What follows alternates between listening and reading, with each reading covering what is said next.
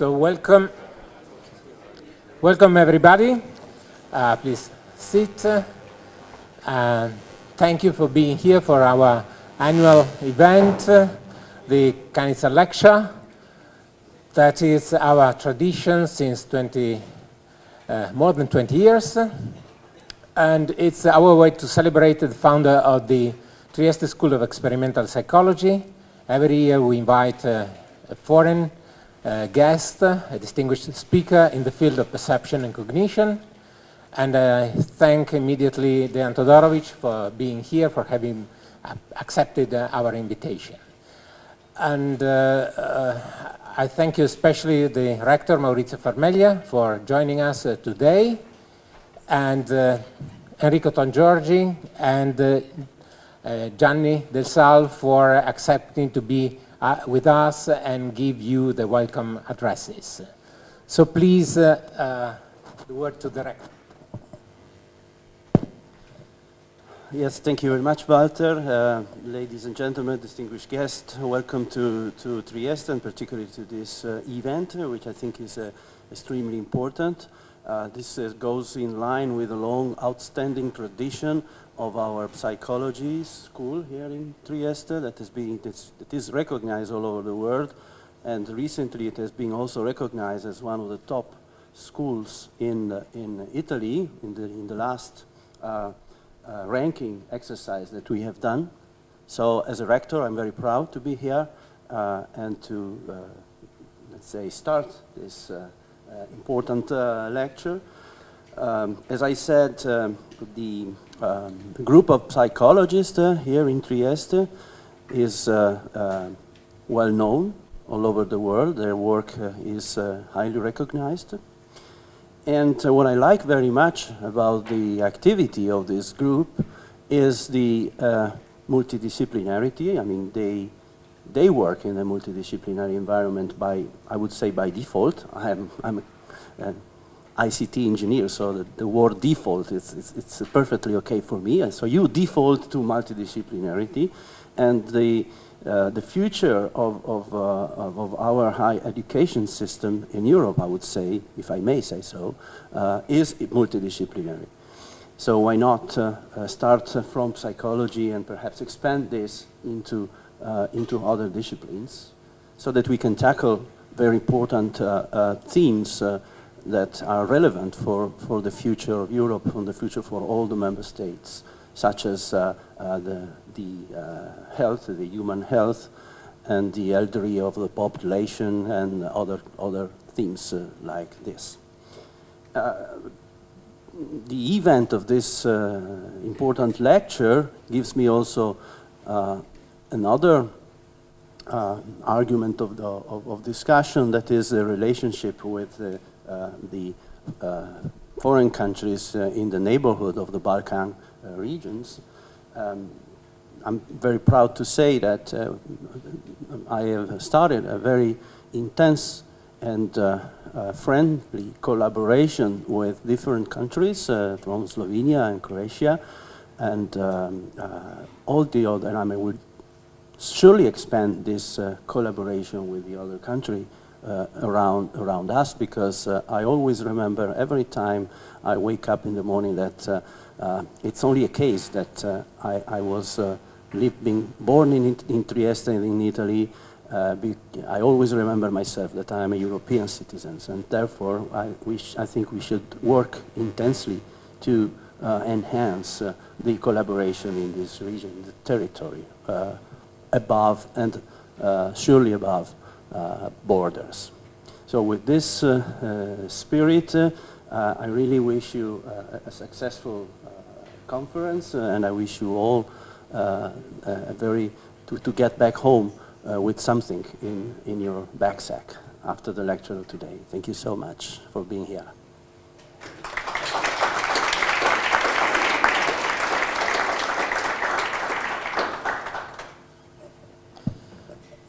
Good evening.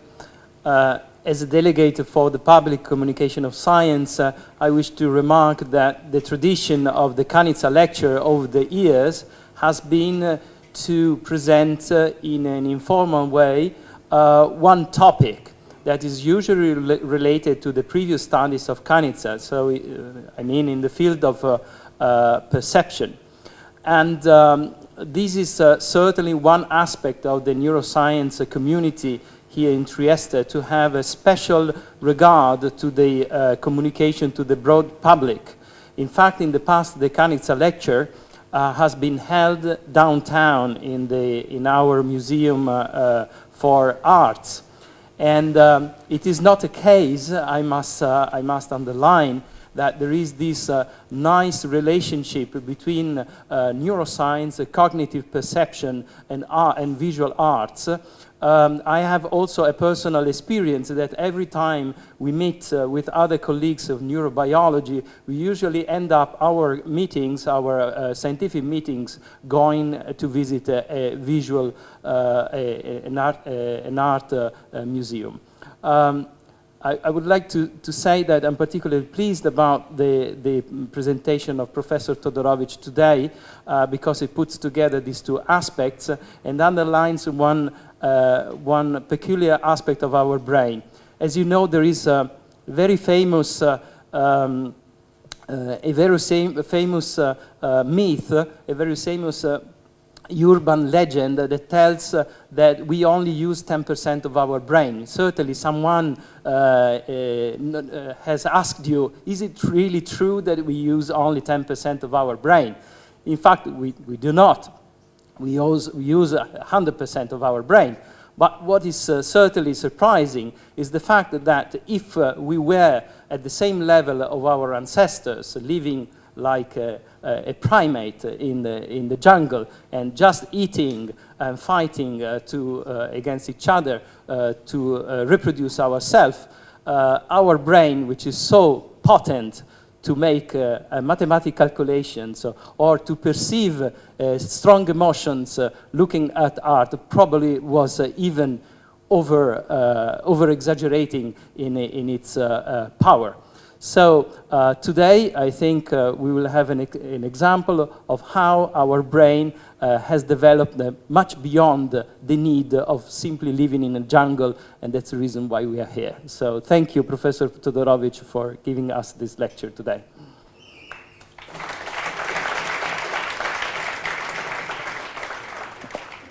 Good evening.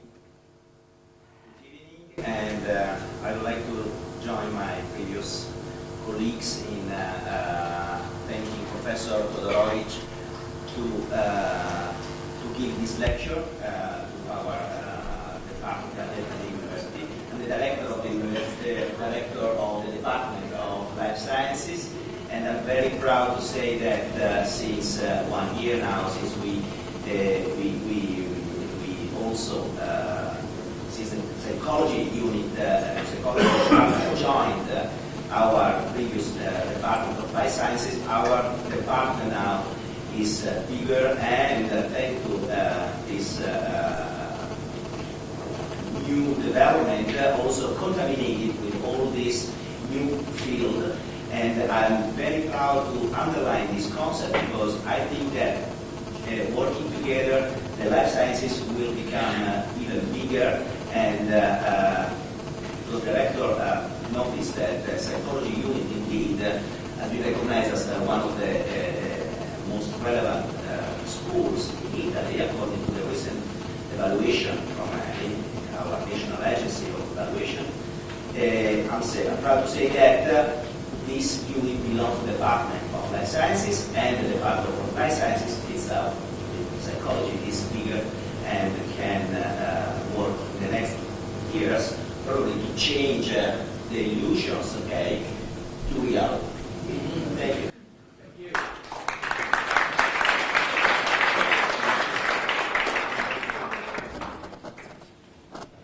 Thank you. Just let me introduce Jan Todorovic briefly. He is a real close friend of us. And he belongs to I think, to the European tradition of studies in perception. He knows a lot about history, and especially history of the European tradition, and he was able to teach people around the world about that. We are very grateful to him about this capability.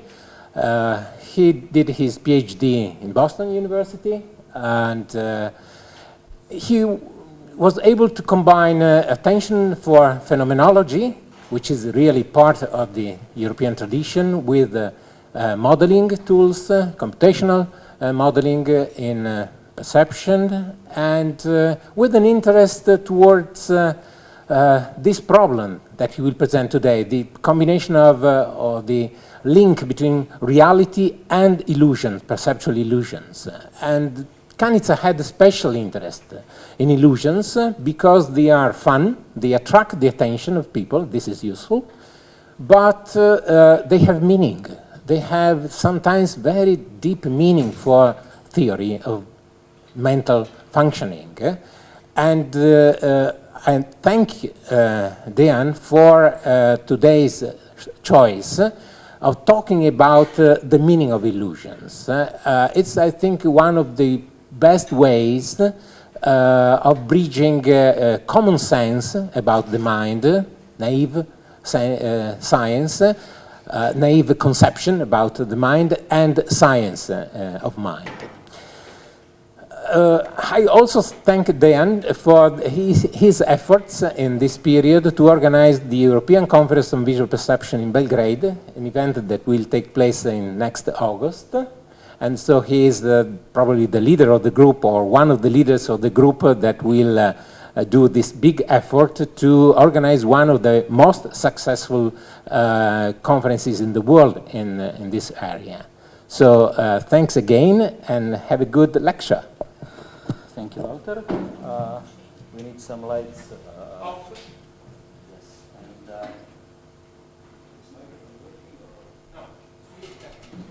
okay.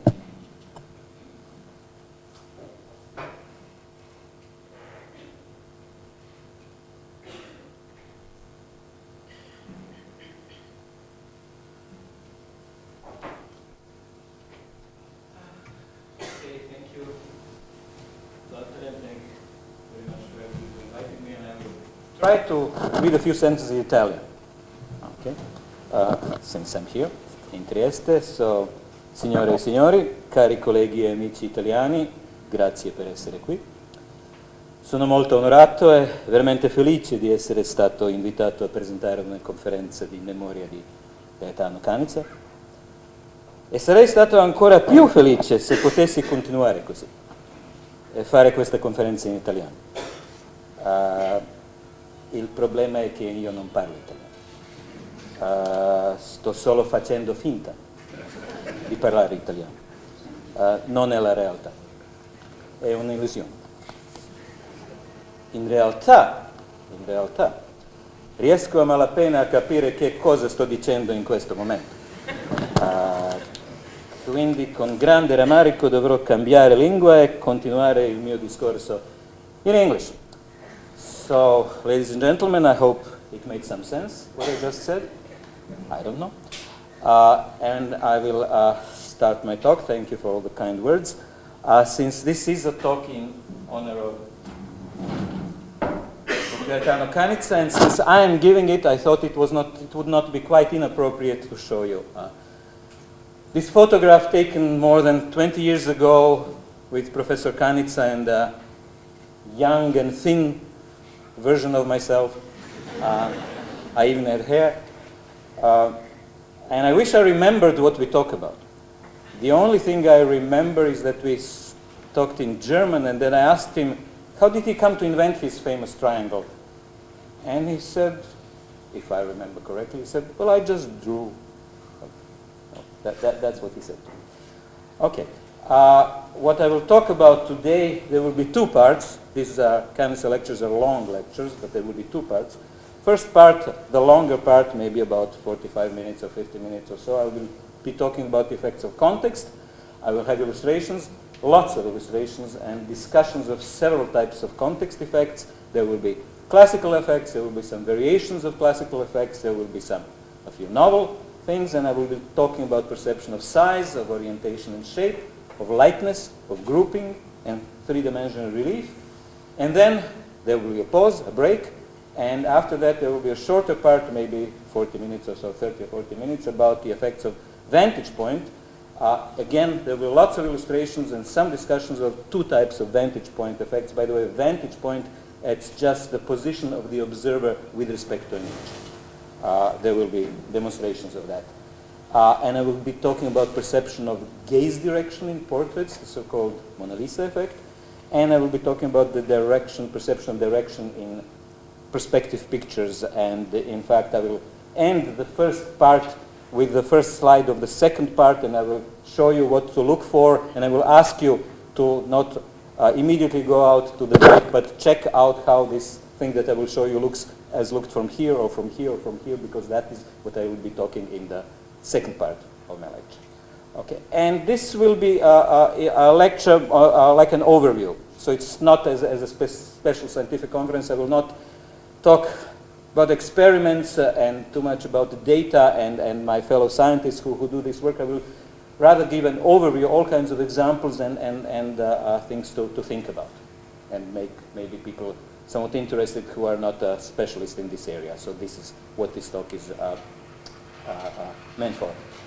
Okay, so what I will talk about? I will talk about the fact that some objects, the same object, can look different in certain ways, different when observed in different contexts.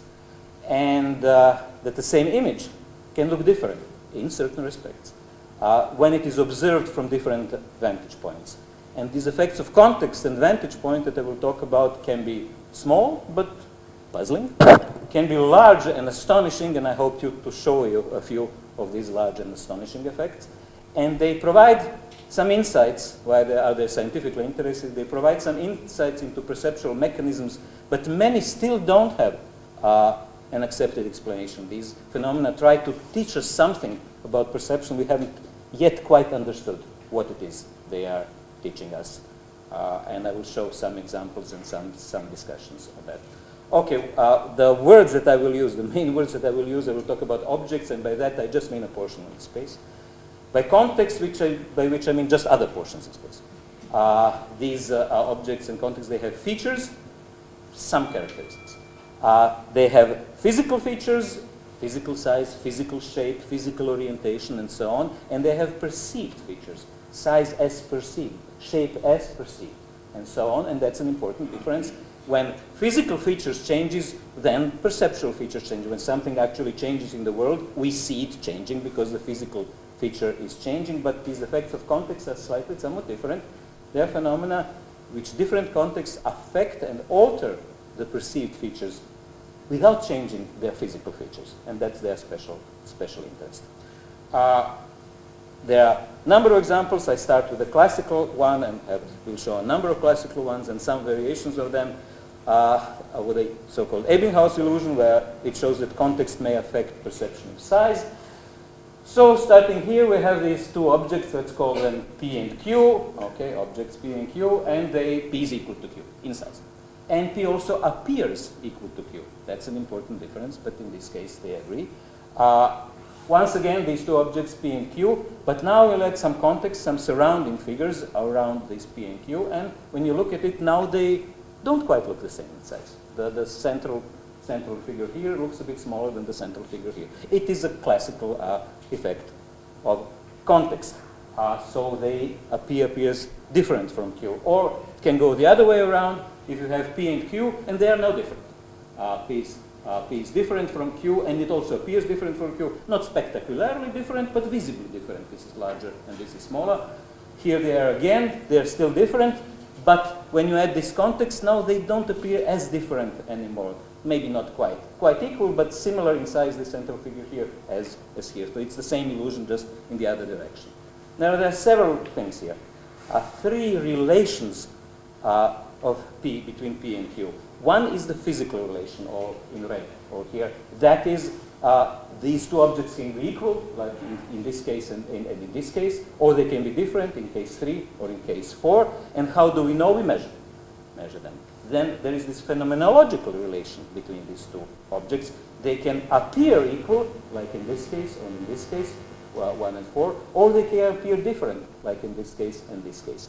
How do we know it? By our consciousness. We look at it, or we ask somebody else to look at it and tell us how they look like. But there is also this third thing, that I call here the epistemological relation, and that is the second order relation, because it is a relation between the relations, a relation between the physical relation and the phenomenological relation, and that means whether they agree or disagree, these two relations. They can agree. That's the case in case 1, in case 3. That is, they are equal and they look equal. Or that, and that we can call that veridical perception. Or they can disagree, as in case 2, in case 4. They are equal but don't look equal. They are different but look the same. And that would be one kind how one could define illusory perception. Okay, but how do we explain this?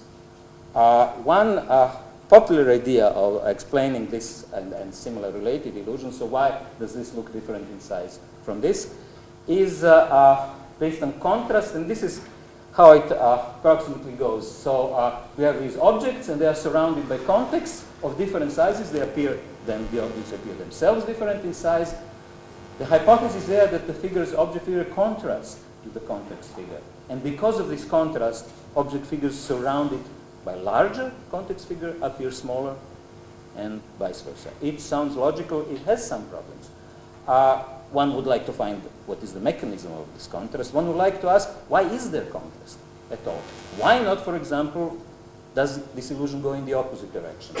What would be called the effect of similarity or assimilation, as he said. Why don't objects surrounded by larger objects look larger rather than smaller? Apparently, this is true. Some experiments with some birds show that this illusion suggests that this illusion for them goes in the other direction. And that would also be logical. But logic is not enough. We have to study this more, and there are some empirical problems also with this proposal. For example, here I have just put them a somewhat larger distance. The same objects here are surrounding this figure as larger, and then they don't look as different in size anymore. The contrast is still there, exactly the same small size, medium size, large size, but apparently it depends on distance. Then this is, I was trying to make a different version, and then I drew this, and I was surprised that I don't see much of a difference between this disk and this disk, although there's lots of opportunity for contrast, even more than here, but there is little effect, although there is a lot of contrast. And here another, so this is just a variation of this with squares. So this squares looks a bit smaller than this square, although they are the same size. And I just connected these outside squares here and connected the squares, and the effect seems to be still there. This looks square, this looks a little bit bigger than this square. And notion of contrast here, unlike in the others. So these things, the illusions are tough things to explain. One, I think what these examples show is that it's important to vary the effect. If you stick with the classical variant, you may not know enough of it. You may have immediately ideas why this is true or not true, but it is important to do variations. And it is even important to, how do you describe things, turns out to be meta. If you describe this, as everybody describes this, that two equal disks look different if one is surrounded by a larger disk and the other by a smaller disk, maybe that is misleading. Maybe the size may not have much to do with it, but maybe nearness of contours and so on. So even the way we define things can influence how we, in what directions we seek for solutions, and they might not always be appropriate. An even more classical example, and I will have variations of this, how context may affect perception of length. In the framework that I use, we have object AB is equal to object CD, and they look equal. They're just two equal lines. Now, the same thing is repeated, but if you put them in context like this, and context, now they don't seem equal anymore. This is a classical Miller-Lyer illusion. So the objects are these baselines here, the black lines. The contexts are sometimes called wing. These are the inner wings, and these are the outer wings, and put into this context, the baseline look different. It works also in the other direction. So these are two objects. AB is obviously longer than CD. It looks longer than CD, but once you put them into this context, now the length difference between them doesn't seem so apparent anymore. How does one explain that? A popular explanation, especially in textbooks, tries to explain this on the being due to perspective. So it goes approximately this, that the perception of length of the baseline is affected by the attached wings, like here, and that the hypothesis is that wings act as signals that baselines are at different distances. This could be like that, or helping a little bit, and now this looks smaller and this looks a bit larger. That is, the idea is that the baseline is judged as nearer appears smaller. I will have several thoughts about it. Many people have criticized this. I will also criticize it. But let us first look at some examples. Another example here, this is sort of half Müller-Lyer. So the wings are only on one side, but that doesn't matter, it also works. So if there is an indication that there are different distances, maybe help like this, then the line which appears as nearer appears as short. Now, the problem that has been pointed out many times, that in the original configuration depth is not seen. For example, in a configuration like this, we see that this is shorter, this is longer, but we don't see any depth. The answer is that depth signals maybe are registered and acted upon unconsciously. It is a possibility. I have these two considerations here. Depth does affect perception of size, but it is quite doubtful whether depth affects perception of size in this illusion. So there are perspective effects on perceived size. Let me give you some example. These boxes have all the same size. Maybe they don't quite appear the same size, but they, when you add perspective there, I think if you see this as some space going in the first, then this box here at the top looks bigger than this box at the bottom because of the implied space. Once the perspective is wrong, it doesn't work. So this box looks much the same as this one because there is no implied depth. When there is implied depth, then this looks bigger than this one. Another effect of this sort, these two patches are the same. They have identical size and shape. They're just rotated versions. Even here, they don't look quite the same. If you add perspective, now it really looks strange that they should be the same thing. They are identical, just one is related to the other. But in this perspective framework, they don't look the same anymore. There are many examples of this with photographs. Here is my version. This is suburban Toronto, garbage day. People have put out their garbage cans, and they are nicely objects which are the same size and the same shape at some scales, so you can see it. And so I took this garbage can, cut it out, inverted it, put it over here, and they are physically the same, but this one looks smaller. And if I put it back, then it looks like a huge garbage can. They are back in space. They are all the same. So depth can affect size, definitely. The problem is whether it does in this example, and there are many problems with it. For example, there can be rather weak effects, although distance. So it is clear that this is put at a wider, longer distance than this one, but there is not such a convincing difference in size. Conversely, they are at a similar distance here, but there is this looks longer than this. So putting at a different distances doesn't seem to be as effective. Or some examples here where strong effects exist. Although there are poor or no or even contradictory cues of distance. Starting here with two lines, they are the same line. Putting them in this context here, this line now appears shorter than this line. This is kind of Müller-Lyer context, but it doesn't imply that. You can get rid of the lines themselves. So, but this midline here looks shorter than this midline here. There is no perspective here. An example here, again, this midline looks shorter than this midline, but no perspective here. Here, I tried to go, make them look like two holes through which you look at some raspberries. And this midline looks shorter than this midline, no perspective. Here, there are two lines of the same length. This is a Müller-Lyer context. They look different. I add just a few more lines. And this still looks short, and this looks longer. And the perspective goes the other way. Obviously, perspective says these are at the same distance. And still the effect exists. And one final example, I made this circular Müller-Lyer goes like this. Okay, so we have here a circle. It's divided into 8 equal segments. Some greenish, bluish, some orange, and they are equal and they look equal. But when I add these Müller-Lyer wings, then the greenish look, I think, convincingly shorter than the orange ones, and it goes the other way if you put the wings in the opposite direction.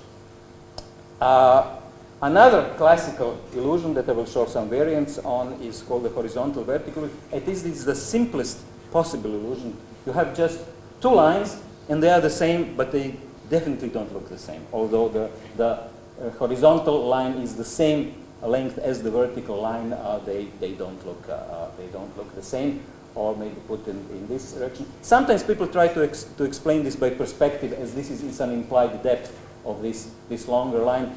This is my counterexample. Obviously, they are at the same depth, but there is much the same effect. So I don't think perspective has much to do with it. Now, I was not quite satisfied with this because it doesn't fit into my framework. This is not a pure context effect. All examples of context are where things are identical, and then you add some context. Well, these are not identical. They are identical in size, but not in identical orientation. And it turns out that you don't need, people have known it for a long time, that it's not a pure horizontal vertical effect. So to use this, I have these two objects, and they are now the same. They have the same length, and they are the same orientation, but you can add one context here, and the red line looks longer than the blue line here, and add a different context here, and now the blue line looks longer than the red line. And you can combine this. You have started with the red line first, add the blue line, red line looks longer than blue, then add another red line, now the blue line looks longer than the red line, and by transitivity, by logics, the first red line should look longer than the second line, but it doesn't. Compare this red line, not convincing difference. So this kind of logic doesn't always apply in perception. Okay, these were size illusions, some illusions of context, illusions of orientation and shape. Context may affect perception of orientation and shape.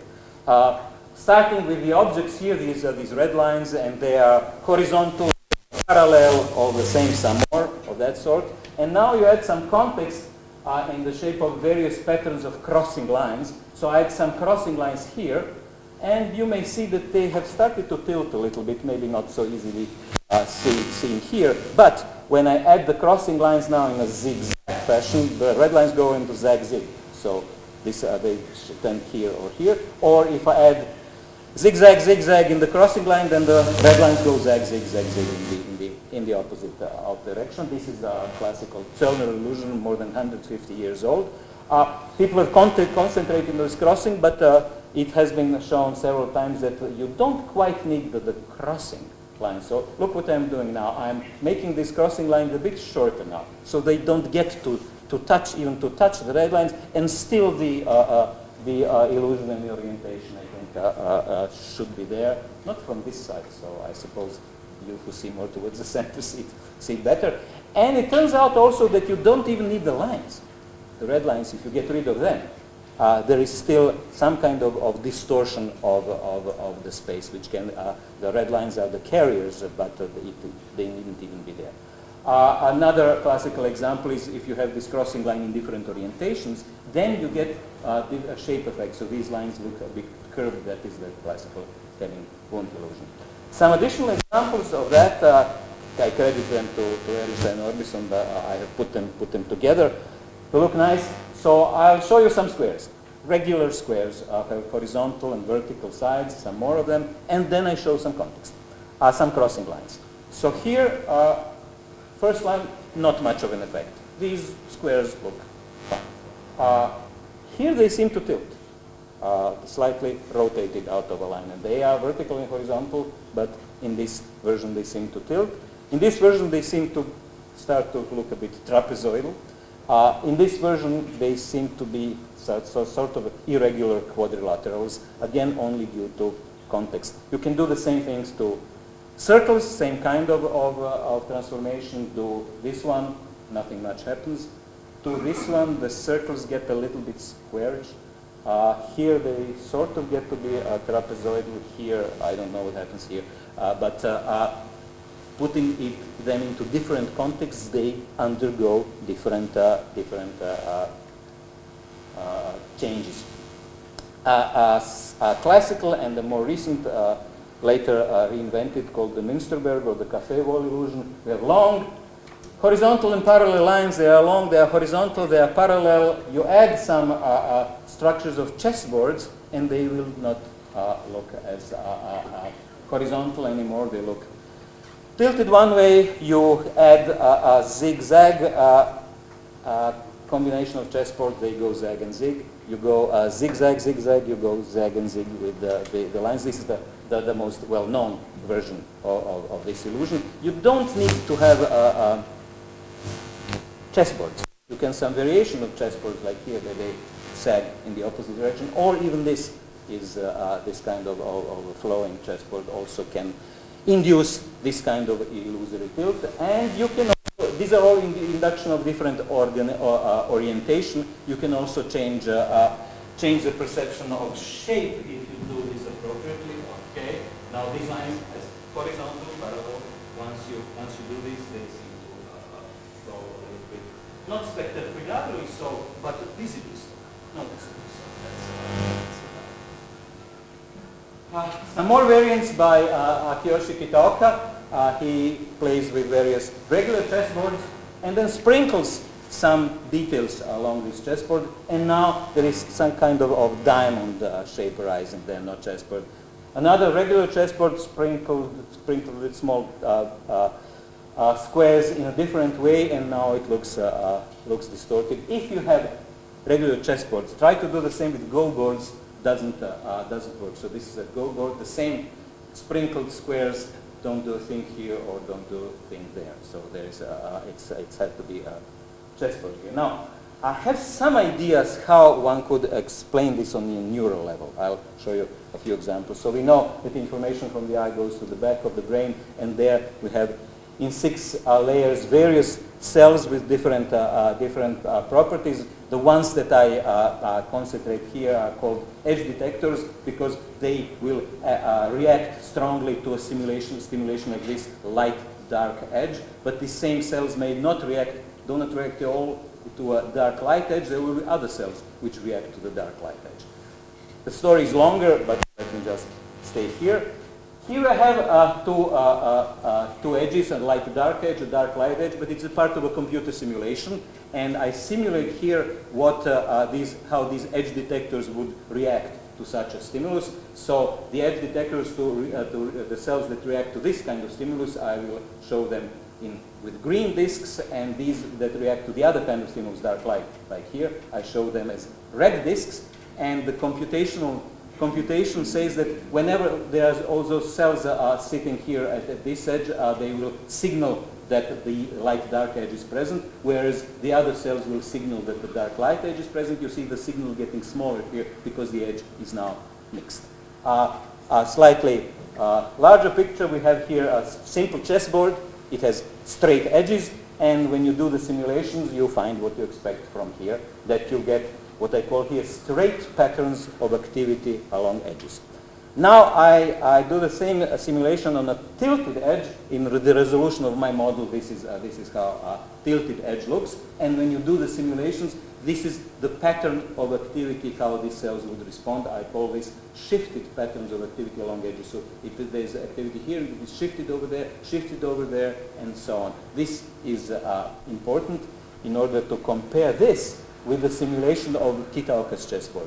So it has straight edges, but these additional elements added to it. And when you do the simulation, you find that along these edges, you'll find somewhat shifted patterns of activity. So this is activity here and over here, poor activity here and activity here. It is shifted, and to me, this kind of shifted activity looks similar to this kind of shifted activity. So my hypothesis is that Kitaoka's chessboard looks tilted because it generates similar neural activity patterns as the tilted, actually tilted boards look. This kind of idea works also for this cafe wall illusion. So if you do it simulated here, you'll find shifted patterns like here. This is, you see, the red patterns are shifted and then green in the same direction.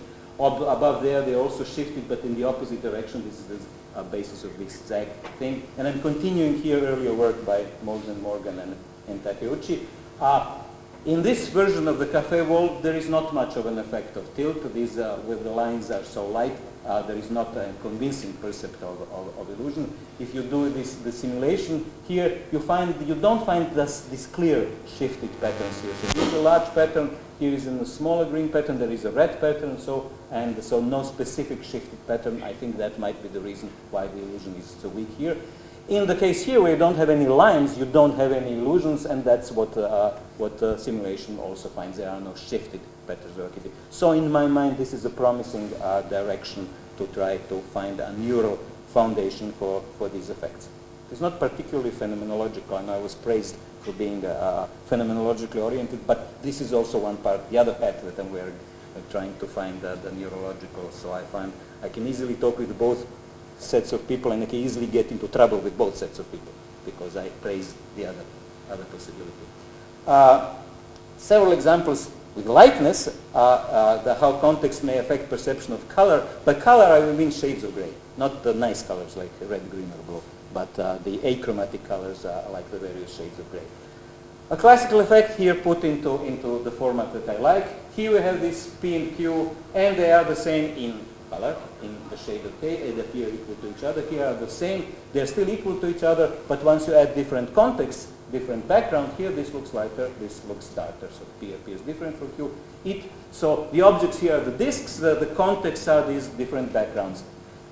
In the reverse, it also works, so this looks darker, this looks lighter. It actually is. P is different from Q, P is different from Q. Here the same. Once you add a background, now they don't look as different anymore, although they still are different. So P is similar to Q. So that's the same pattern that I present most of this in. So the physical feature here is called luminance, the amount of light that comes into your eyes. The perceptual feature in English it's called lightness. I don't like that term very much, but that is what people call it. And lightness contrast is the classical effect where figures of equal luminance tend to appear lighter on dark backgrounds and darker on light backgrounds. So this is very classical. And here I try to put an overview, present an overview of this lightness contrast. Okay, this is what I do. Here I have a lot of disks here, and the luminance rises from left to right. Here I have just repeated these disks many times on middle gray background. So what you have here is disks have increasing luminance from left to right, and disks appear increasingly light. Okay, this looks darker, this lighter and lighter, which is fine because they are actually increasing luminance. In the column, I have just repeated the same thing 10 times. So in the columns, this has the same luminance, and they have the same lightness. All these look similar, and all these look similar. Okay, this is just control to show the following variation. So starting from this, I will now change the background. So the background, the luminance of background will now change from low to high. This is how it looks now. This is my example here, and I think it's interesting for several reasons. So in the rows, you have increasing lightness. So luminance increases in the rows, but note that it increases differently here, from here, from here, here. So I call it a partial illusion. It is true that luminance rises from left to right, but it is an illusion that it appears to rise differently from left to right. So that's when you look at rows. When you look at columns, you get a full illusion. So the lightness grows from top to bottom in each column, but that is all wrong because they are in fact equal in the same column. What this shows, I think it is interesting how illusion can be indistinguishable from reality. So there is some reality here that luminance rises from left to right and you see it going lighter, and there is no reality here where luminance rises, lightness rises from top to bottom, and yet the columns look much like the rows. Illusion seems pretty similar to reality when put into this kind of context. More recently, people have worked with non-uniform patches and backgrounds. For example, these are not uniform, but statistically they are the same. But once you put them onto non-uniform backgrounds, statistically this is higher luminance, statistically this is lower luminance. They look different, like a darker or lighter moon. Even simpler here, you have just stripes. White stripe, black stripe, white stripe. The resolution of the monitor maybe messes up things a little bit, but these are stripes, white and black, of the same width. Once you put them into background where here the white stripes are wider, and here the dark stripes are wider, now there is definitely something darkish about it and definitely something lightish about it. They are the same. And one thing that is here interesting for me, disks appear both the same and different in the same sense. Check out the disk there interior here, which is the same as here. You can clearly see even here that this is black, this is white, this is black, this is white. On the screen, maybe the projector messes up something. So you can look over here, black, white. So you can check locally that they are the same, but globally they definitely look different. So this looks like a darker disk, this looks like a lighter disk. This same version here will the same thing with small squares. So these are identical, but put them into this different context. This looks darker, this looks lighter. These illusions are subtle when you slightly change the position of this same disk. Now it gets, this difference doesn't get so convincing. If you change the orientation of the background, it almost goes away. So they are sensitive to the orientation of the background. Some more lightness illusions, I call them checkered lightness illusions. I decided yesterday to call them checkered lightness illusions because they are similar. I call this the Dali chessboard illusion for this reason. This looks, these patches are the same. So P and Q are equal and they are P equal to, they are different orientations, but they have the same luminance. And now I will make fill out all these patches to make them look like a chessboard that Salvador Dali might have painted it. So I fill out the outer part here, okay? Look at these two patches, they look the same. Then I fill out some more inner. They now begin to look a bit different, these two patches. Now I fill in these remaining 4 patches, okay? Check what happens. It seems as if one patch is the dark field and the other is the light field. Another of this type of illusion that I made is, I call this the football illusion for the reason that you will see. These are identical, of course, and they look identical for a while, but these are just windows onto a larger scene, and I will give you a bigger and bigger window to look at this scene. So, okay, nothing much happens there. Now you may begin to suspect what is going to happen, and it is a football, and this is a dark part and light part. The most well-known of these type of illusions, and my illusions were made as a stimulation for this illusion, Edelson's checkered shadow illusion. You can find it all over the internet if you look for it. That is, A is equal to B, these two patches, but A looks darker than B. That is Edelson's illusion. And one way people think about it, I call it the illumination-based explanation, and we'll criticize it a little bit later. It was like this. A and B have the same luminance. A appears as normally illuminated, B appears as to lie in shadow, and A appears darker than B. The hypothesis is that when we judge lightness, our visual system takes into account the presence of illumination and shadow based on previous experiences with illuminations and shadows, and the visual system concludes unconsciously, of course, that B, which lies in the shadow, must be lighter in order to reflect the same amount of light as A. So they amount the same amount of light. This lies in shadow. It must be lighter because it lies. That is a logic which is often applied to this and sounds convincing. I will try to find some problems with it. Here is my variant of Edelson's illusions. Here is one more, and I will change some things here. For example, look at this cylinder here. The idea is, why do we see this as shadow? One reason for it, there is a cylinder. It is illuminated from the right, because this side is lighter, and this side is darker, and casts a shadow over here. This is how often shadows appears. You can get rid of the cylinder. Nothing much changes with the illusion. Here, direction of illumination and shadow. Here the cylinder is back, but I have inverted it. This is dark, and this is light. So it should be illuminated from the left and cast a shadow here. The shadow is in the wrong place. Nothing changes in the illusion. Next, what I tried, maybe not successfully, usually in shadows, the luminance is lower. So around the shadow, the luminance is higher. The shadow decreases the luminance. I've tried here to make some of the squares darker to control for this, maybe not successfully. The last thing that I did more radically, there is, in shadows, there is a geometrical continuity of shaded illuminated areas. So there is a chessboard here, and geometrically the chessboard nicely continues into the shadow. Here I've tried to radically change it, so I just cut out this portion and put it next here, and still the illusion doesn't seem to suffer much. So the effect should get weaker under the logics of the illumination-based account when various cues to illumination and shadows are disturbed, but it doesn't seem to get much weaker. To put several of these together, and this is the simplest version, so these are two the same, but they look pretty different, don't they? It is the same logic all over. All these illusions fit into this illumination-based framework, which I tried to criticize. I think, and My Italian friends won't like this much, but I think they also fit into a very classical low-level lightness contrast account. Check out this, which looks lighter, is surrounded by 4 darker patches, and this, which looks darker, is surrounded by 4 lighter patches, and that is the case in all of them. Okay, so that may be another way to look at the set of these illusions. So, okay. Context may affect qualitative aspects of perceived color. This is the glare effect. I have made a variation of this effect.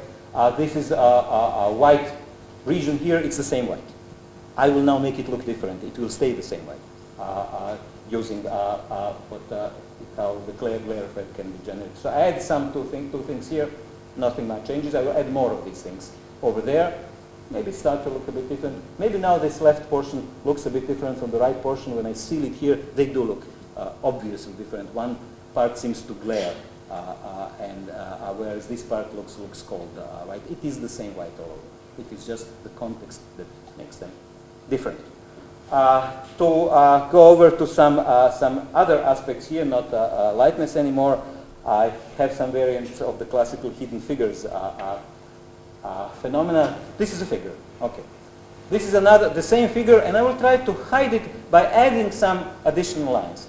And here I don't do a good job. So I added a lot of lines there, but you can clearly see the figure. In others, I will do a better job. Here I just add 4 more lines. And this figure is gone. It is there optically. It is not there visually.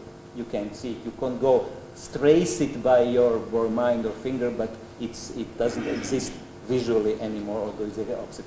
Some more examples here. You put the same figure, put into this context, or this context, or this context, and every time it remains there on the screen optically, but you can't see as a whole. Another fact is here, set of examples where context may affect what is perceived to belong together. What I was trying here, there are the very well-known Gestalt grouping principles, and I tried to put them into my framework to show that they are also context effects. This is how I do that. So here I have a lot of patches there, but you see three collections of patches, three holes. This is my object, the center, and I manipulate these 2 others. And why do we see 3 groups and not 21 patches? Because of the principle of the proximity. These are nearer to each other and these are further from these others, and that is why we see them in groups. Now I manipulate these 2, leave this the same, put them together, and now this middle group loses its visual identity. It is part of a whole group. Mentally, you can remember which those are, but perceptually these are part, again, principle of proximity. Now they are all at similar distance from each other. You can get it back by the principle of similarity, which I talk about here as another context effect. That is, you add, they make them be different, similar or different in colors. The central group is back as a visual whole. You can make them use the similarity of size. You can use the similarity of shape, different ways. You can use what is sometimes called the principle of common region to add additional elements to delineate this portion from the other. You can use them all together. Now this is a clearly different effect. Coming back to this start, so I have used the proximity principle first to let this figure be seen, then let this figure be part of a larger figure, and you can play this game one more time, and you split the original figure into these parts now belong to this hole, and these parts now belong to that hole. So again, by principle of proximity, by the principle of similarity, you can get it back, and you can now see how the principle of similarity and the principle of proximity now in conflict. So do we see 2 holes here, or maybe 3, and that's how I can measure it. Some more examples that I used back on the tradition of Kanizsa and other Italian researchers, where context may affect what is perceived to belong together in the form of a-modal completion. This is what I play with. I have here squares. They are just 9 orange squares, and I will add some outline figures to them. So these are the squares. I add some outline figures. Nothing much changes. You see these 9 squares. But now when I put these outline figures in a special way, now you have the impression that these are 3 horizontal stripes just occluded by these vertical stripes. But with the same 9 squares, when the occluders go horizontally, there is a strong impression that these are vertical stripes, vertical orange stripes behind them. So there are several things here. There is stratification, you have foreground and background, you have occlusion, and you have a modal completion of the background behind the occluder. And once you start to play with this, you can make all kinds of games. So 9 squares all the time, but here you see a big square inside the small square. Or you can have some letters. This is the letter G. This is the letter S. This is the letter E. This is the capital letter L and the small letter L and the surplus square. And they look convincingly different, although they are the same all the time. Here's another example based directly on design by Kanizsa with slight changes there. This figure here is, you can see a foreground and background. The foreground, a kind of dark mesh. A background, sort of distorted squares, which are, some are greenish, some are reddish. Here's figure B. You can see it as another dark mesh. And in the background, you see some blobs, greenish, bluish, greenish, reddish, like here, a blob here, a blob here. In fact, the colored portions in A and B are identical. The meshes make them look different. So here is B, and I just get rid of the mesh, and you see the colored portion. Here is A, and I get rid of the mesh, and you see that A and B are the same. It is the context, the overlying mesh, which in one case you see squares, and in one case you see blobs. Some more figures on this line. This I call zebra. Okay. This I call more zebras, but I will now put them into context. I will continue the stripes on the zebra. Okay, look what happens here. I continue the white stripes, and now it looks like a dark horse behind light bars. Here I continue the dark stripes, and now I see a white horse behind the dark stripes. And what I find interesting there, the zebra is visually present here and here and here identically. It is the same zebra. I have not messed with the zebras. I've messed just with the serum, but it is impossible to see the zebra here. A mechanism, a template that would look for zebras like this, superimposed here and here and here, the mechanism would happily detect zebras in all 3 patches. We are not such mechanisms. We don't see what is in this figure. We take into account what is around it. Here I've tried to put the zebra back. It is easy to get it back just by a little bit of outlining. Now it is again here. Here it is a white horse, but with a little of outline, you'll get the zebra back.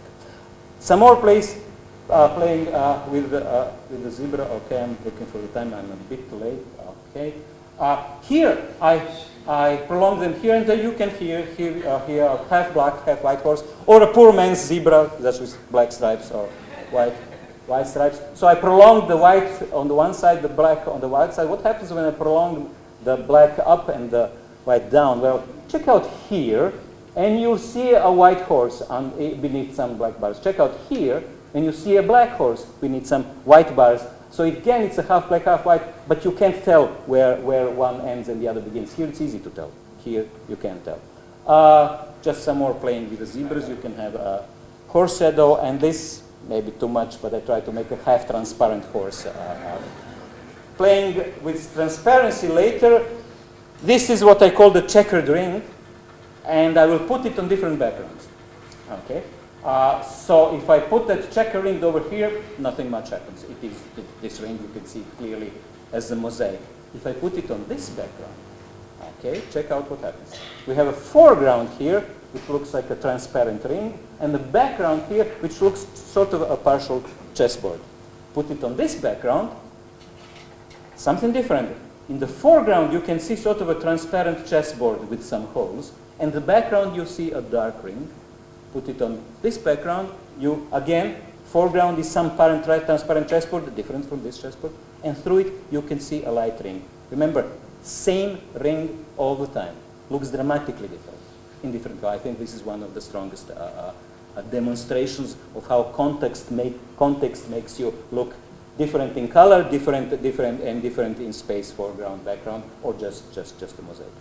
And for the last portion, and then we'll have a break, I'll be talking about some effects of context on shading and three-dimensional shape. I need a little introduction, an excuse to put this beautiful piece by Michelangelo, and the reason it is useful for me is that it so nicely showed the effects of shading. So Michelangelo has shaded in baby Jesus, I suppose, and has not shaded in the Madonna, and you see how the shaded region appears much more plastic, has much more salient relief, 3D shape, than the non-shaded. Doesn't mean it's more pretty. This also looks very pretty. But as perceptual effect, this is clearly a plastic 3D relief, and this is flattish. Leonardo, of course, knew all about it, and he knew the part of the explanation. Here is his sketch. I suppose it is the same face. It must be the same face. But he then writes how this is about how this is the source of light, and the light rays fall on this surface here, and when they fall perpendicularly, like here on the nose or here, then it is illuminated more, it is lighter, and when they fall, just graze the surface here and here, then it is darker. So he knew about illumination and shading and the laws there.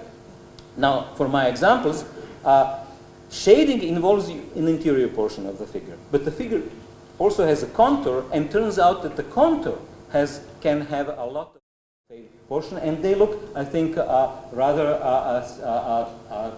clearly different all the way through the interior, although only the contours are changed. They're saying that this, once you start with this game, you can't stop. So these are all various possible figures that you can see from the same shading, just playing contour. You have to have the shading. Contour is not enough. If you just have the contour, you have these silhouettes. There is sort of weak indication, but nothing like the strong percept of shading and relief like when you have the shading. You can have curved figures. So this figure looks to have one shape. This figure looks to have another shape. You put them together. Now they merge into a single figure, which is sort of contradictory because it starts out one way, ends up another way, and you can't see where it did. It never did. Just the same shading. I made this many years ago. I haven't yet published it. I have to do it one day. Okay, why does this happen? So when you start from this, which 3D shapes under which directions of illumination could have given rise to this shading? Now this shading has 3 equal parts, 3 cycles here. The illumination goes up and down, up and down. Here is just one part. I call it the half sinusoid, but you can use half of that I call the quarter sinusoid, so this is a lot of quarter sinusoids, and after a mathematical analysis of it, which I will spare you, I will just give you the conclusion, and the conclusion is that you can get this shading by many different shapes, under many different illuminations, and here's the overview. Check out here, for example, this is a concave portion. Imagine the light comes from above, so here light falls perpendicularly, so most light is reflected, and here it gets less and less obliquely, what Leonardo talks about, and it gets darker and darker. This length of these arrows code how much light is reflected, and when you look at it, you will see that it will be dark here and lighter here, and you get this shading. But you get the same shading if you have, instead of the concave, a convex shape. Again, light is mostly reflected here and less here, and you get this shape. And you can get the same shading by all these different shapes and different directions of illumination. So light comes here, or comes here, and comes here, comes here. You can get exactly shown mathematically. I just give you the result. How all these shapes and these illuminations give rise to the same shading. And you also have the same thing in concave. So each shape illuminated from the appropriate direction gives rise to the same shading. Shading is very ambiguous.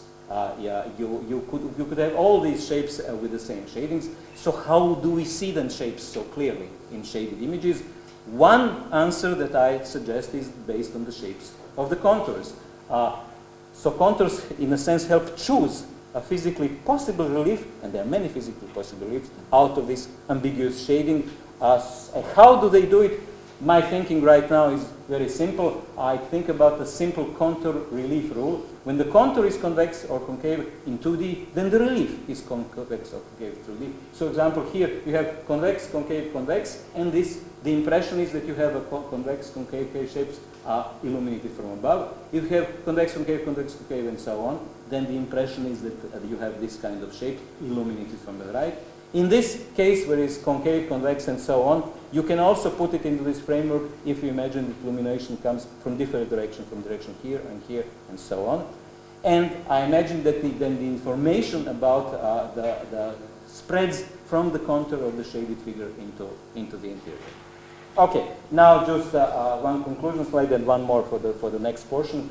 Here are some of the pictures that I showed you that are somewhat original, not quite.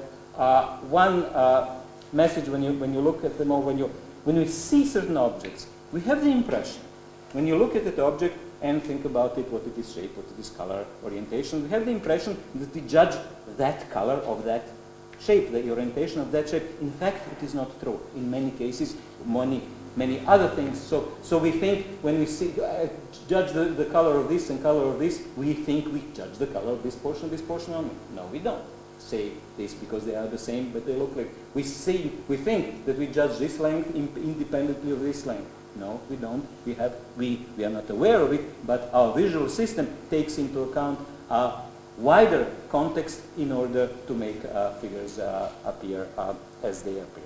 Okay, now this is just a demonstration, the first slide for the next part after the break, and I will show you and ask you to do the following then. This is first demonstration of what is called the Mona Lisa effect. Mona Lisa and similar portraits appear to gaze approximately at you from almost any vantage point, from almost any point of observation. And another effect which is well known, doesn't have a general name, I call it the egocentric road effect. The road, and this kind of roads, and the road is just the space between the pillars, seem to point in your direction, almost wherever you move. And I ask you during the break, now we'll have the break, to go around this room, stand at one point here, at very extreme points. Stand here and check out whether she looks at you, which way the road is pointing. Now, then go over here, stand in the middle, check out. It seems to me that she looks at me. It seems to me that the road points in this direction, but when I stand here, she still looks at me, and it seems to me that the road is pointing in this direction. And when I stand over there, please check out in the break, it will, if it works for you, as it works for me, that she will still look at you, and the road will come out in this direction, which is more than 90 degrees different than what it's equal to me in the other direction. Okay, so I think we can take a break and please check.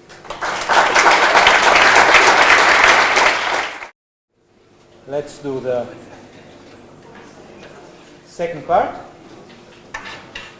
This is what I left you here with before the break. I hope at least some of you checked this effect and saw that Mona Lisa is always looking at you and that the road seems always to point at you. If you haven't, you have to trust me. But you should have it. Okay, so I will first talk about the Mona Lisa effect and then the egocentric road effect, and it should be a bit shorter than the first time.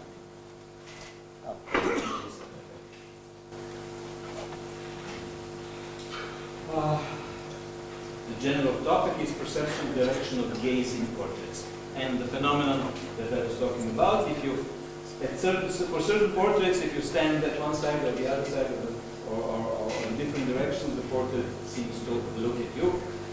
Why is that?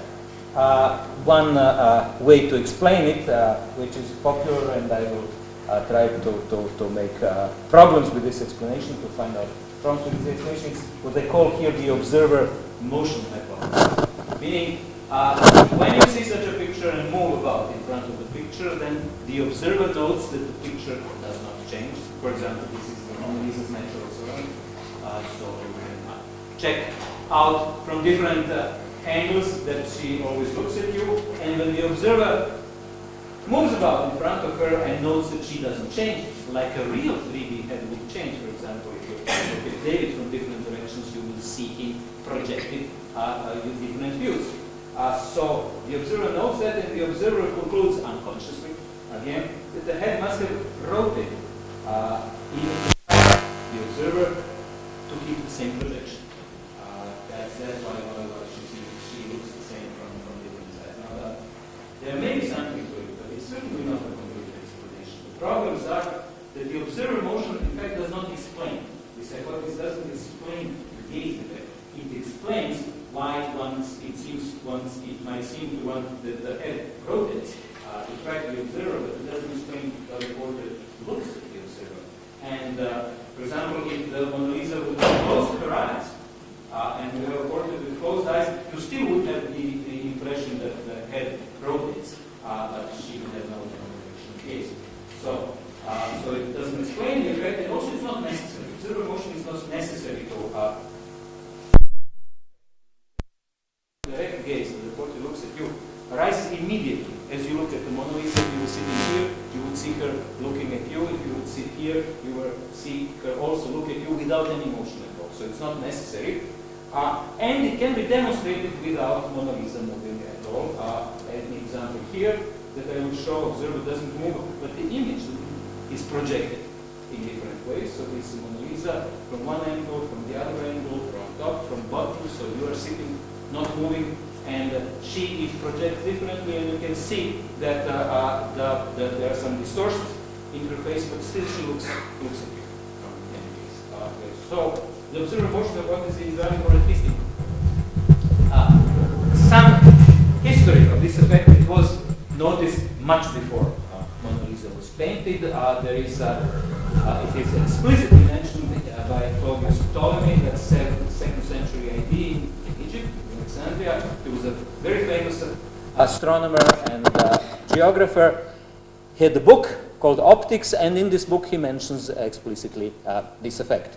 As a side now, I'll tell you why I'm telling this. At that time in Egypt, there was thriving the production of something which was called mummy portraits. This is a mummy, a dead person, and they would put a portrait on the dead person on this mummy, and they had these portraits were pretty good, and they often had piercing eyes. And my hypothesis, a very wild speculation, I asked myself, why was it that Ptolemy wrote about it? My hypothesis is that people who would worked with a mummy would have noticed it. That is, imagine you work with a dead person. There is this portrait here. You look at this side, stand at this side. It looks at you. You stand at the opposite side. It also looks at you. You would have noticed, I guess. So this is my speculation why it was Ptolemy who knew about this effect back then in Egypt. The effect was described by Nicholas Cusanus. He was a theologian and philosopher in Germany in the 15th century. He was pretty impressed by it. He called such portraits images of God, icone Dei, because he said, like God, such images look at everybody at the same time. And he wrote about it, and I'll read a couple of lines from his letters to monks in a monastery, because it is just much the same that I told you what you should do. Go here, go there, check it. This is what he writes to the monks. He sends them such a picture and says, fix this icon of God anywhere, say at the northern wall. They are in the monastery. You, brothers, position yourself around the icon, not far away. Look at her. Everyone among you, from wherever he looks at her, will have the experience that he alone is gazed by her. And then the brother who stands in the east may move towards the west. So this is this part of the demonstration. And he will have the experience that the gaze is directed at him, as it was before in the east. And since he knows that the icon is fixed and hasn't been changed, he will wonder about the change of the unchangeable gaze. And he ends, he says, I plan to raise you, beloved brothers, by way of such a sensory appearance, so a special devotional exercise up to the mystic theology. He was impressed by it. I don't plan to raise you to the mystic theology. I will talk about geometry. I think geometry is the true mystic theology, but that's for another talk. Now, why does Mona Lisa look at you all the time? I think the observer motion hypothesis is incomplete. Slightly more general, when we look at any face, when do we have the impression that somebody looks at us? Or more generally, why do we have the impression that somebody looks at some direction? We look at the face and notice that that person looks in a certain direction. And when you think about it, a popular, I call it the iris eccentricity hypothesis, goes a bit like this. If the irises in the eyes are turned rightwards, then the gaze is rightwards. If the irises are in the center, then the gaze is at the observer. If the irises are shifted leftwards, then the gaze is leftwards. That I find this more or less in a half a dozen of papers who talk about it. The problem is that it's true in some cases. It's not true in other cases. In fact, it's not true in these cases here. I will show you the complete faces. And the way it can be shown, I have misused several beautiful examples from the history of art. Okay, so here we have this guy. He looks at you. His iris is a center. Here we have Raphael, with the irises are left shifted and he looks left. That's okay. The first example confirmed the hypothesis. The last examples will disconfirm it. Here, Michelangelo, her eyes are shifted rightwards and she looks that direction. That's fine. By Bronzino, irises are left shifted. He looks left. Fine. Leonardo, irises are left shifted. She looks left. Fine. This confirms the hypothesis. She disconfirms the hypothesis. Her irises are centered, right in the middle of her, but she doesn't look at you. She looks leftward. Another example by Leonardo also disconfirms the idea. Her eyes are centered, and she doesn't look at you. She looks in the other direction. Or this by Raphael, his irises are left shifted, but he looks at you. And conversely, her eyes are right shifted, but she also looks at you. So it's not just where the eyes are. And what is the principle there? Their heads are straight, their heads are turned left, their heads are turned right. It is a 3x3 design. And shows that the perceived gaze direction depends on iris position and head turn. And I will spend several slides showing you that. It was known long ago by a physicist called William Wollaston. He used two identical pairs of eyes. They were drawn by his friend who was the president of the Royal Academy of Art in England at that time. And here are two identical pairs of eyes. Where are these guys looking?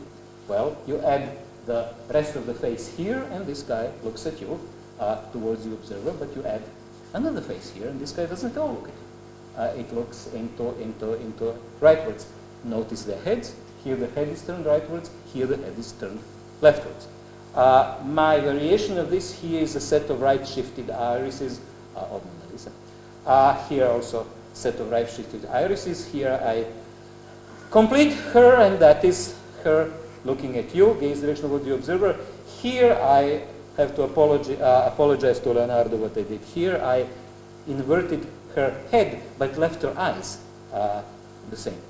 And she looks in a quite different direction, although the eyes are the same in the two pictures. So they have the same eccentricities, but different perceived gaze. Another way to show this effect.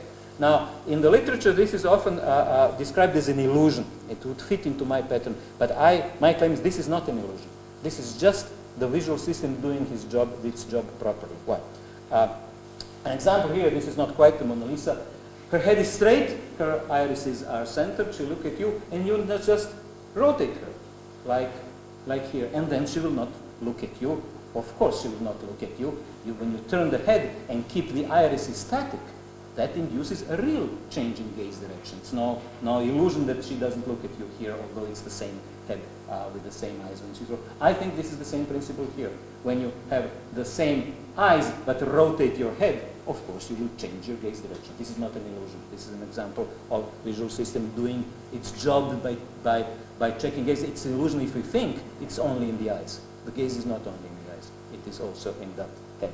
And I played with this. Okay. So head orientation is important. So how do we judge head orientation? Here is the same head in different orientations.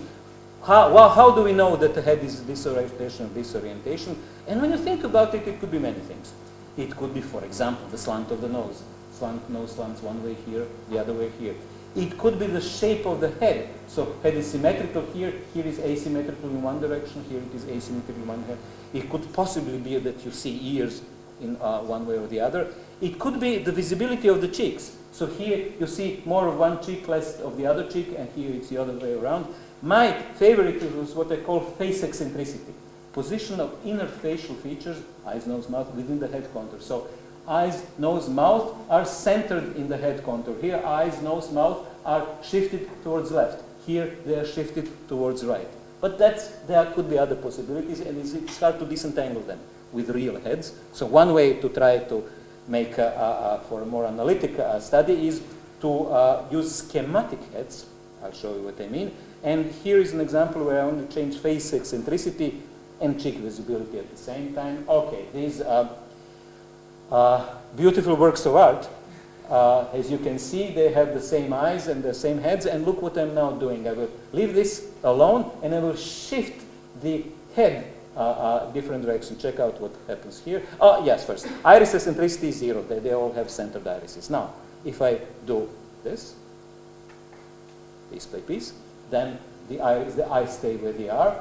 Here, the face eccentricity is 0. Here, the face eccentricity is leftwards, meaning this combination of eyes, nose, and mouth is shifted leftwards. Here, it is shifted rightwards, and the gaze direction has changed accordingly. This guy looks at the observer, this guy looks leftwards, and this guy looks rightwards, just by changing the position of the facial features. So I have not played with the nose, shape of the head, no, years, of course, but only a few aspects, and this seems to be a strong way to it.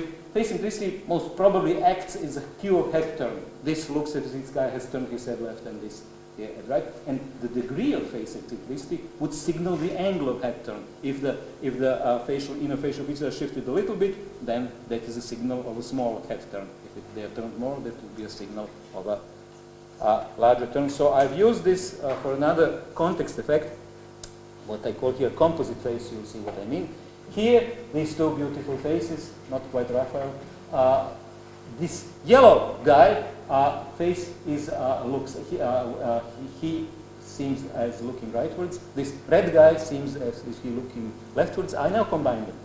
Shift the left guy over here, the yellow guy over here. Shift the red guy over here. They share the same pairs of eyes, as you see. And I want you now to look at this composite face and attempt to, in your mind, extract only first the left ellipse, just the yellow face. Just forget this red part, look at this left this face, and you'll see that it is the same as this. That this guy looks rightwards just like the single yellow face. But when you do the other thing, just extract the right ellipse, just forget about this yellow part. You will look at this ellipse here, and you'll see the same as this guy, and this guy will look in the other direction. So this perceived gaze direction here depends which head outlines the eyes are mentally grouped. Okay, and I think you can check out one guy and the other guy. You will see the object, the face change the direction. There's even more. There is this orange guy in the middle. If you can extract him, he will look at you. So I'll be creepy there. Okay. So these are, I tried to do this with more realistic. It doesn't quite succeed. So this guy should be looking my direction. He has too many noses here. That's one problem. It doesn't quite work. Okay. I also, of course, when I did this, I checked what will happen if I shift the eyes up and down. I expected the gaze to shift down, and I was quite surprised when I saw this. So these are these three guys, and I shift them up and down, and for some reason, this guy looks neutral, but this sort of looks sad, and this one looks sort of in a good mood. And it works with more realistic faces even. It's a weird effect. Don't ask me. I did some experiments, even I have some vague idea, but this is not part of it. Okay. These are these beautiful Renaissance portraits that I misused here. Here are some slightly simplified versions of this, and I claim that the effect is same here as here. That is, what I care about is the face eccentricity, what is shifted leftwards or leftwards or centered or rightwards, and iris eccentricity shifting the eye. And I did some experiments with this kind of stimuli, and also with some more realistic stimuli. I had some more realistic eyes and more realistic heads, so iris eccentricity and face eccentricity, and this is what my stimuli looked like, but I won't tell you about the details of this experiment. I just will tell you of what I concluded in the end, how one should analyze this thing, the geometry of gaze direction. The angle of the gaze direction of a looker, I needed a word for somebody who looks, so I had used this word looker. It has other meanings also. Angle of gaze direction of a looker relative to the observer, I would claim, is simply the sum of the angle of the eye turn of the looker relative to the head of the looker. So this is the head of the looker, and the eye is turned left or right. And you add the angle of the head turn of the looker relative to the observer. So where the head is with respect to the observer, to you looking at me. So to simplify this, gaze is equal to eyes plus head, and here I will show you examples of what I mean. Example 1, there is this guy. With apologies to the painter, this is how I present the situations looking from the top. There is this guy's head here, this is the observer. The eyes are centered, so that's 0. The head is centered, that is neither left or right, that is denoted also as 0. Gaze is eyes plus head, which is 0 plus 0, which is 0, and that is an indication that this guy looks at me, and the way I describe it is that both eyes and head eccentricities are 0 in this situation. Then there is this example from Michelangelo. We have, again with apologies, this is what it might look like from the above. The eyes are shifted rightwards, let's say 30 degrees just for the sake of the argument. The head is frontal. Combining the eyes and the head, it means 30 degrees, meaning looking rightwards. With her, we can see, this is what it might look like from above, that her eyes are centered.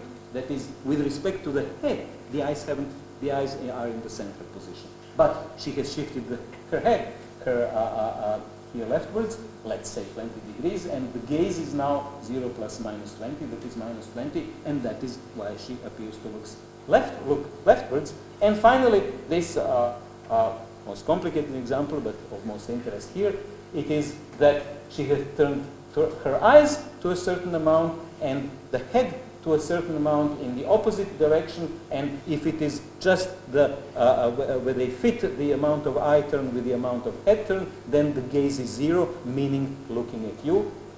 That is, I call this counterbalanced eye and head eccentricities. The head is eccentric in one direction, the eyes are eccentric in the other direction, just so they fit, and then the gaze is at 0. So when do I see people looking at me? Two main situations. When with 0 eccentricities, again misusing some examples from art history, and there are two ways with head frontal and iris centered. Then there can be counterbalanced eccentricities in one direction, where head is turned left with respect to the observer, the eyes are turned right, or it could be in the other direction. These all magnificent portraits appear to look at you, I claim, because of these relations between the eyes and the head. And when do people not look at me? When these eccentricities are not counterbalanced. Lots of people looking to left, lots of people looking to the right, some people looking up. It's very hard, I found out, to find portraits of people looking down. This is the only one. It's maybe more in the eyes than in the head. And when there is no sensible relation between iris and face, then you're not sure where these guys are looking. They combine irises and heads in ways which are not something that we see every day. So, to come back to Mona Lisa, why does she always look at me or at you?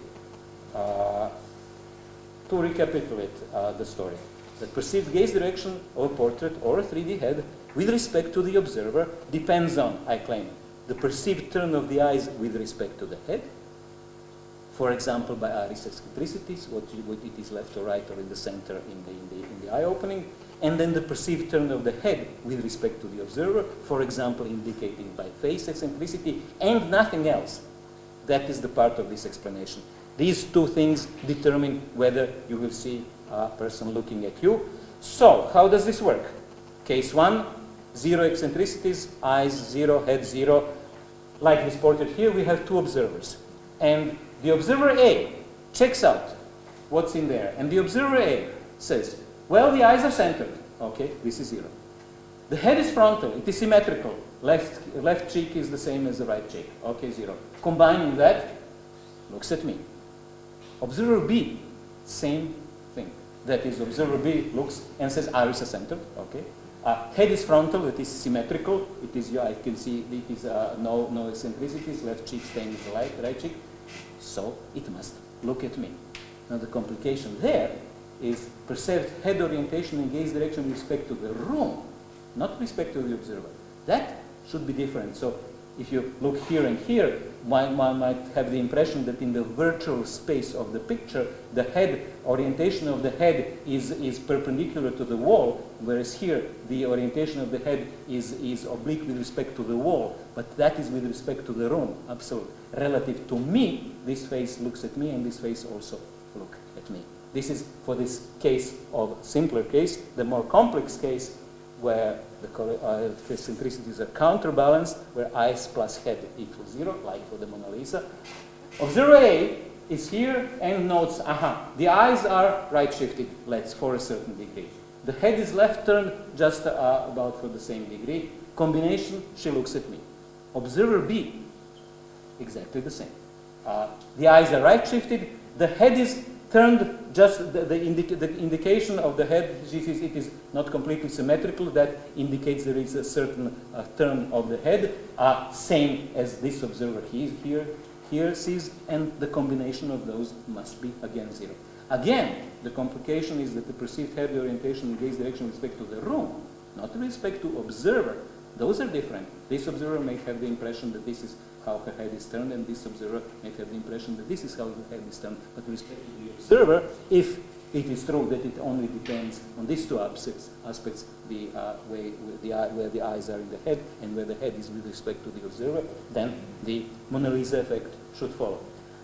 For real 3D heads, there is no Mona Lisa effect. Why does a real 3D head not always look at me? Here I have misused David, although the example doesn't quite fit David. Say we have the observer B, and say that the observer notes that the irises are centered. They are not. In David, they are shifted, but let's forget about it. Let's say that it is centered, and that the head is frontal, for example. This is what the observer may see, and the observer might have the impression that David looked at her. Whereas observer A here notes, let's say that the eyes are centered, but the head is turned rightward, and that the gaze is not at me, but at B. So for 3D heads, head orientation with respect to observer is different for different vantage points. That is the crucial difference between real heads and flat painting. Just to end this with this example, and I will go to the other direction. I started thinking about this many years ago when this is the introduction, when the Mona Lisa is mirrored, you'll have the impression that if she looks at you, then that portrait from the mirrored will also look at you. And the explanation within this framework is that if the iris and face of Christie's are inverted, the head goes one way, the eye goes the other way, but they're still in balance. So if they're in balance in the original, they will be in balance in the mirror, so there should be no problem there. The strange consequence that I discovered many years ago and started me thinking about this thing, that it seems to have the consequence that some things don't reverse in the mirror. Everything else is there, and this is what I mean. Here is another thin version of myself, and I'm looking at the picture, and it was not Mona Lisa, but there was some portrait that looked at me. And there's a big mirror here. And I noticed that from the mirror she also looks at me, which is understandable in this context. But it doesn't make sense physically. What would physically make sense that if she looks at me, then the person in the... That is what I saw, that she looks at me. But what would physically make sense is that the person in the mirror looks at the other person in the mirror. That is how it would be in the mirror. Imagine there would be an actual physical line between her nose and my nose, which shows the gaze direction. Now, the image of that line would go from her in the mirror to me in the mirror, and not to the real me. So, because everything reverses in the mirror. So, the head inverts and everything reverses except the directional gaze. It seems as if the directional gaze doesn't follow basic physical laws. I think because in this kind of perception we don't know. We don't follow physical laws, but these kinds of relations of eyes and heads that can then lead to these strange paradoxes, or at least it looks to me. So, okay, and now for the final part, perception of direction in perspective pictures. You have seen I have talked about this egocentric road. I will talk a little bit about it and add two more examples and then try to explain them, and that will be it for the day. So that was the example that I asked you to look during the break. That is, when the observer is directly in front of the picture, the perceived direction of the road is kind of perpendicular to the wall, towards the observer. If the observer moves here towards left, this is what the observer will see, and you would have seen it if you had checked it. That is, the perceived direction of the road is as if rotated rightwards towards the observer. This is the same.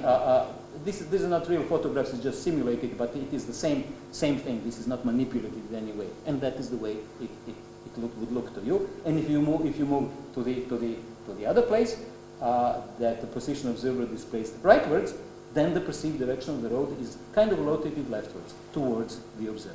That is this effect. The other two are related effects, but with some more complications, are here first, what I call here the slanted terrace. You go to Rome, to Villa Farnesina, you step up to the first floor, there is the La Sala delle Prospettive, and there is this beautiful space there with some images, and here with a terrace overlooking Rome, but that is all wrong. This is the painting. It is not a real terrace. I'm not really, it is just a painting. Okay.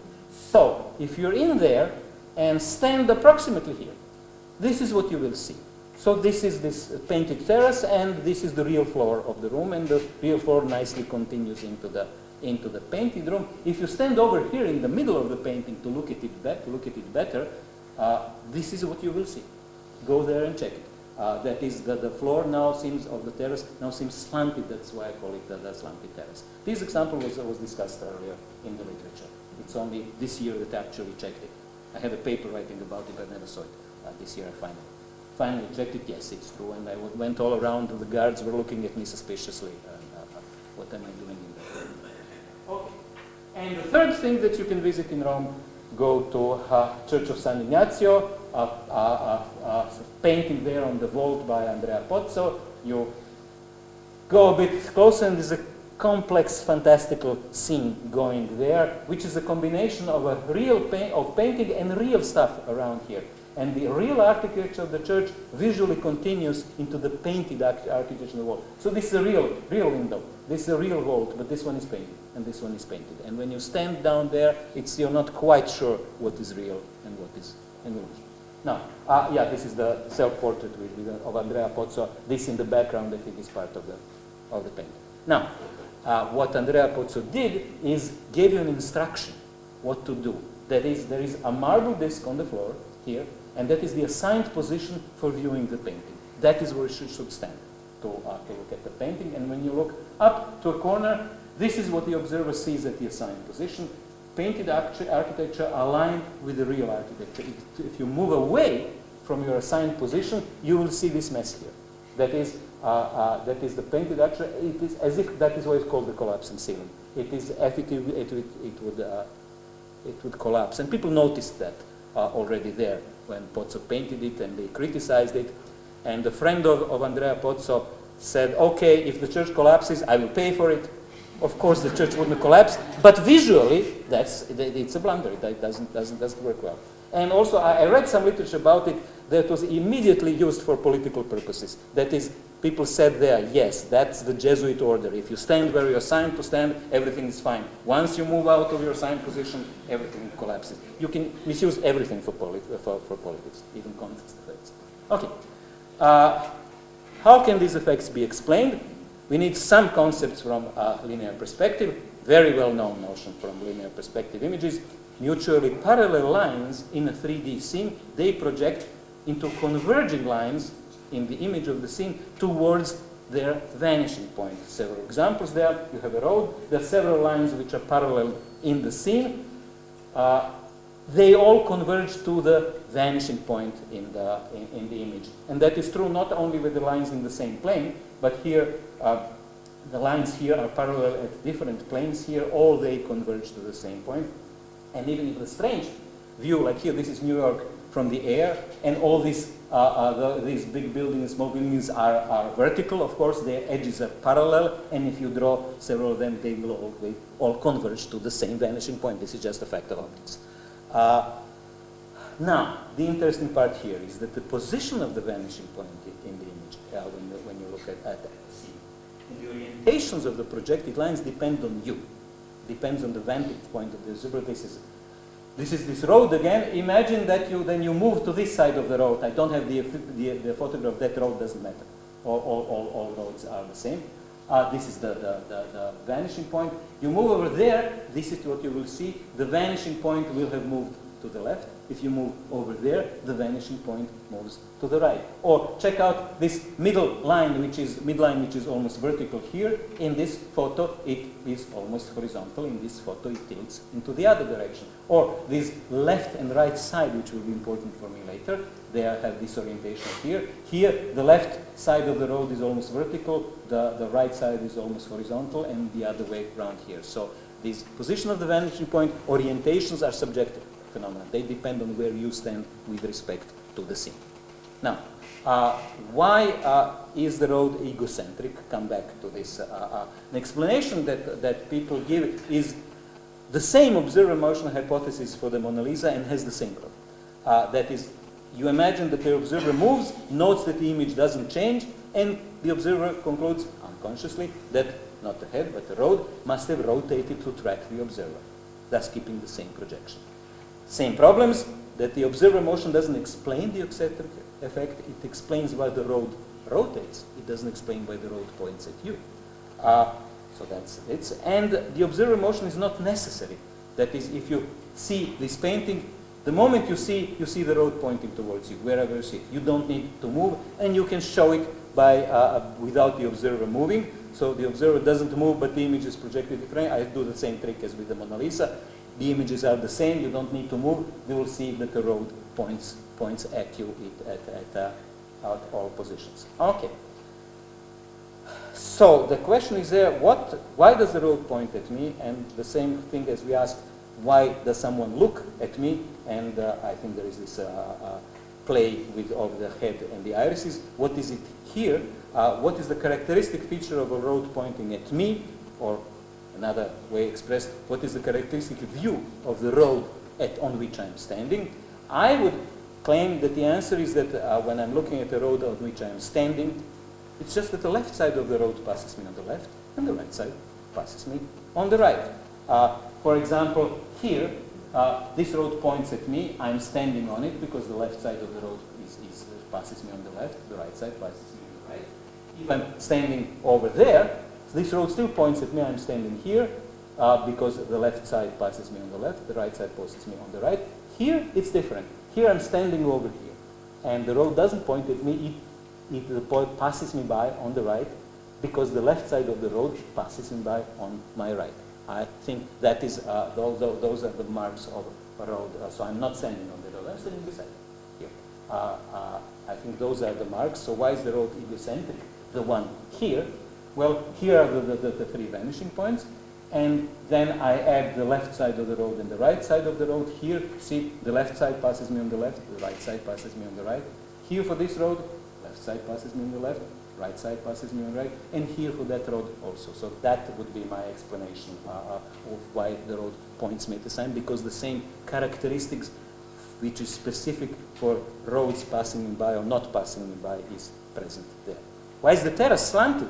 It's a bit of a similar story, but there is more to it. So here is vantage point 1, and the terrace appears slanted. Here is vantage point 2, the terrace appears fine. What I will draw here is the perspective vanishing points of the floor of the painted terrace. So here is this painted floor, and has these parallel lines, obviously meant to be parallel lines, but converging in the painting. And when you continue them, you'll get to the vanishing point of the painted parallel lines. And if you continue them here, you'll get to this vanishing point again. For the real room, here's the real room looked at where you stand in the center of the room, and here's the room when you stand at when the photographer has stood on the right. What is the perspective view of the real floor? Well, here is the vanishing point when you continue the lines, and for the real floor here is the vanishing point on the right here at the middle of the door. Now, when you combine the painted floor with the real floor, here are the two photographs. Here, the real vanishing point. The painted vanishing point is here, and the painted vanishing point is here, almost at the same place where the real vanishing point is. And that, I think, is the secret. So the real and painted vanishing points are different here, and here the real and painted vanishing points coincide almost. Had the photographer known about this and moved a little bit more, he would have made these two exactly coincide, which is, I think, what Peruzzi had in mind. So the consequence here is the real and painted floor are aligned, and here real and painted floor are misaligned. This is why I think the terrace appears slanted, whereas here terrace floor appears as a continuation of a real floor because they have the same vanishing point once you stand where you are supposed to stand. And I think the same story applies here. Why does the ceiling collapse? Well, when you stand where Andrea Pozzo tells you to stand, then the vanishing point of the real and painted perspective coincide. This is the real perspective of the windows. This is the painted perspective of the painted pillars, and they coincide. Not exactly in my drawing, but they would coincide if you would do it carefully, because the photograph is from that point where Pozzo assigned it to be. If you shift to an inappropriate vantage point, like here, what happens there? The vanishing points won't coincide anymore. The painted perspective stays as it was, but the real the point of real object changes because you have changed your vantage point, and this is where, when you continue the window, this is where the other vanishing point is. So, consequence of coincidence here is an impression of parallelism. The impression that painted architecture is aligned with the real architecture when the vanishing point coincide. Consequence of non-coincidence is that there is no impression of parallelism. That is, that the painted architecture doesn't appear aligned with the real architecture. It seems at an angle. It looks as if it would collapse. I think the secret here is in the geometry, and that is about what I planned to tell today. I have no big finishing points. I told you about effects of context. I told you about the effects of vantage point. Especially people who study perception know about this. People who don't study perception, maybe check around. When you look around and you look at the things and you are not aware at all how that might depend on the context. You think, as I showed in the example, you look at an object and think you check out its color or its shape or orientation, and it turns out it doesn't depend only on the color or the shape orientation of that object. It depends also what is around that object, sometimes in very dramatic ways. And as for the vantage point, you can check out this effect easily if you go to the museum next time and check out various portraits or architectural composition. Or if you go, even if you go to a shopping mall, you'll see a lot of billboards and posters, and all those beautiful young women and men, they seem to look at me. But it's an illusion, it's not a reality. Okay, thank you very much.